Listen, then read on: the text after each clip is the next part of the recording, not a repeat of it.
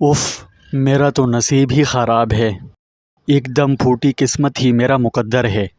وظیفے جن کو کرنے سے انسان کی زندگی بہتر سے بہتر ہو جاتی ہے، پر میرے ساتھ تو سب ہی الٹ پلٹ ہے۔ جو بھی وظیفہ کر لوں پر وظیفے ہیں کہ کام کرنے کا نام ہی نہیں لے رہے۔ بس کیا کروں، میرے نصیب میں ہی بندش لکھی ہوئی ہے، جس کی وجہ سے وظیفے بھی اپنا اثر نہیں کر رہے۔ السلام علیکم دوستوں، کیا آپ بھی انہی مسائل کا شکار ہیں؟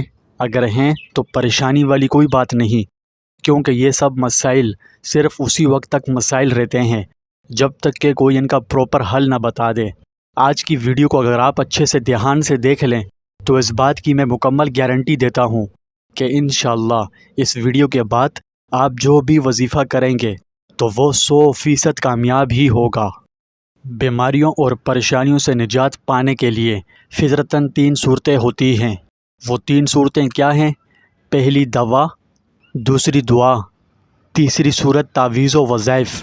ٹھیک ہے، عموماً آج کے دور میں اکثر لوگ صرف دوا والی صورت پر ہی عمل کرتے ہیں، باقی 2 صورتوں کے قریب بھی نہیں جاتے۔ ایسا نہیں کرنا چاہیے۔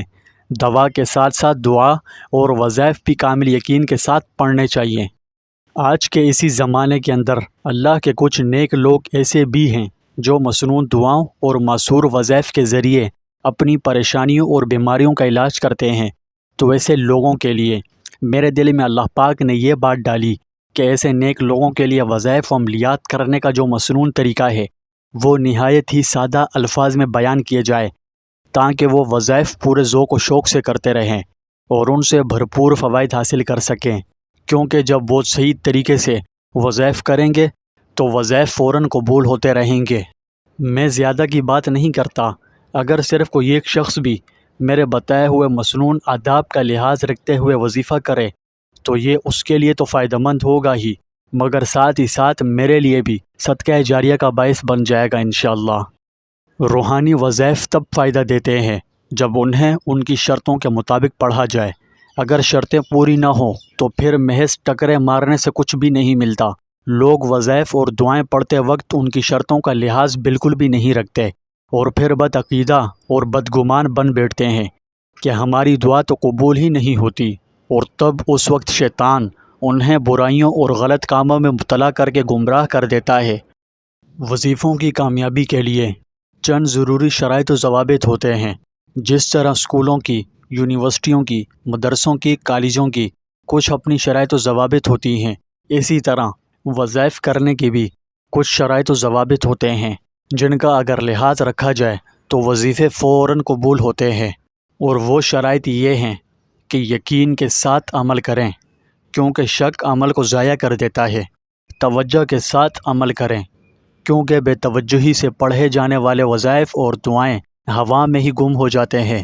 رزق حلال کا اہتمام کریں، کیونکہ حرام غذا عمل کے اثر کو ختم کر دیتی ہے۔ ہر عمل اللہ کی رضا کے لیے کریں، کیونکہ مالک راضی ہوگا تو کام بنے گا۔ فرائض کا اہتمام کریں۔ وہ لوگ جو نماز اور دیگر فرائض ادا نہیں کرتے تو ان کے اعمال بے اثر رہتے ہیں۔ حرام کاموں سے بچیں۔ وہ کام جنہیں شریعت نے حرام قرار دیا ہے ان کا ارتکاب روحانیت کو نقصان پہنچاتا ہے، تب عمل بالکل بیکار ہو جاتا ہے۔ الفاظ کی تصحیح کا اہتمام کریں۔ الفاظ غلط پڑھنے سے معنی بدل جاتے ہیں۔ طہارت کا اہتمام کریں، خود بھی پاک و صاف ہوں اور لباس جگہ بھی پاک و صاف رکھیں۔ عاجزی اور آہوازاری کے ساتھ عمل کریں۔ صرف وہی اعمال کریں جن کی شرعاً اجازت ہو۔ ٹھیک ہے، تو آپ جب بھی کوئی وظیفہ کرنے لگیں تو ان اعمال کا جو میں نے آپ کو ابھی بتائے ہیں اور مزید آگے بتانے والا ہوں، ان کا لحاظ رکھ کر کیا کریں تو ضرور اس میں 100% کامیابی نصیب ہوگی۔ مزید اعمال کیا ہیں؟ مزید اعمال یہ ہیں کہ جب بھی وظیفہ کریں تو ہمیشہ باوضو ہو کر قبلہ رو ہو کر بیٹھا جائے۔ درود شریف کے اہتمام کے ساتھ وظیفہ شروع کیا جائے۔ وظیفے کی کامیابی کے لیے ضروری ہے کہ مکمل اعتماد اور کامل یقین کے ساتھ وظیفہ پڑھا جائے، کیونکہ بے اعتمادی اور غفلت کے ساتھ پڑھا جانے والا وظیفہ کسی کام کا نہیں ہوتا، بالکل بیکار اور ضائع چلا جاتا ہے۔ ٹھیک ہے، وظیفے کی کامیابی کے لیے مکمل اعتماد اور کامل یقین ہونا لازمی شرط ہے۔ حضور صلی اللہ علیہ وسلم صحابہ کرام اور بزرگان دین کو وظیفہ کرنے سے پہلے ہر مرتبہ احصال ثواب کیا جائے، کیونکہ ایسا کرنے سے اعمال اور وظائف کی طاقت بہت زیادہ بڑھ جاتی ہے۔ جس جگہ وظیفہ کیا جائے تو وہاں کسی جاندار کی تصویر یا کتا وغیرہ موجود نہ ہو، کیونکہ جاندار کی تصویر اور کتے کی موجودگی کی صورت میں اللہ کی رحمتیں لے کر نازل ہونے والے فرشتے وہاں کسی طرح نہیں آ سکتے۔ ضروری ہے کہ ایسی جگہ کا انتخاب کیا جائے جہاں یکسوئی میسر ہو۔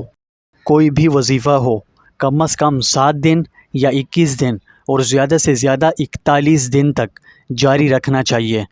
اگر 41 دن کے دورانیے میں کوئی خاص مقصد اور مشکل پریشانی ختم نہیں ہو جاتی یا کوئی حاجت جس کے لیے وظیفہ شروع کیا پوری نہیں ہو جاتی تو پھر اب اس کے لیے کوئی نیا دوسرا وظیفہ تجویز کیا جائے گا۔